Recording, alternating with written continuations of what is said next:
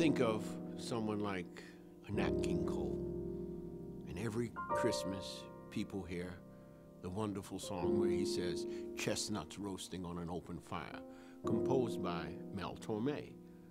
Okay? Mel Torme received lots of money for that. But none of the musicians who are on that receive any money now. I mean, the guy who played that great organ part in Runaway doesn't get something every time. You know, George Harrison doesn't get anything for a lead on a Beatles song. My aunt is Ethel Waters, who's had many albums released. My family hasn't seen anything from that. You perform the songs and to not get recognized, but to be used, it's very disheartening. I played on all of Garth Brooks' records. I helped create the sound of Brooks and Dunn. I played on their first records. I've recorded with Shania Twain, George Jones. And I went on to doing a lot of things with the Tommy Bell and the Gamble and Huff organization in Philadelphia when the Philadelphia sound was popular. My biggest regret, is that I have not received any performance royalties as a musician. All the product that I put out there as a session player and playing behind, I've never seen a dime. I think I always thought that you went down and you played on hit records, and if you played on a hit record, you got royalties and you could make a living and try to build an annuity. But it's a hurting feeling when you know your record is being played on the radio and you ain't getting paid. And how many times you may hear it. It's only right that the musicians be fairly compensated for the work that they do on recording sessions. And the average person doesn't realize that musicians don't get paid for airplay. Yeah, they just assume any artist who had a CD out or an album out were wealthy. Then I realized overseas that they are paying people for their performance. We are not in compliance with the rest of the countries around the world.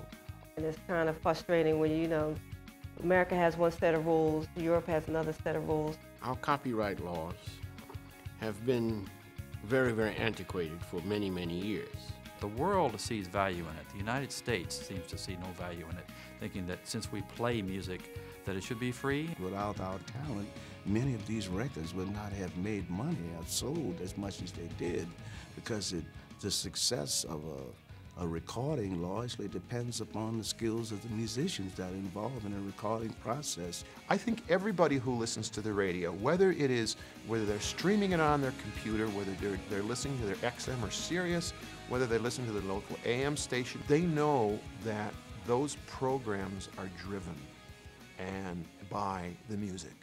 That's why you tune in. That's why you watch. That's why you listen. Boy, we want to make sure that Congress understands that artists need to be paid for, for their stuff being played on radio on a performance level, because all that money's going through everyone's hands but ours. It's basically not right. It's damn near legalized theft. And I just urge all members of Congress to consider that musicians are working people, studio musicians are working people. We have a wage that is mandated by our union, but we have no provisions whatsoever to achieve any compensation for the work that we've created.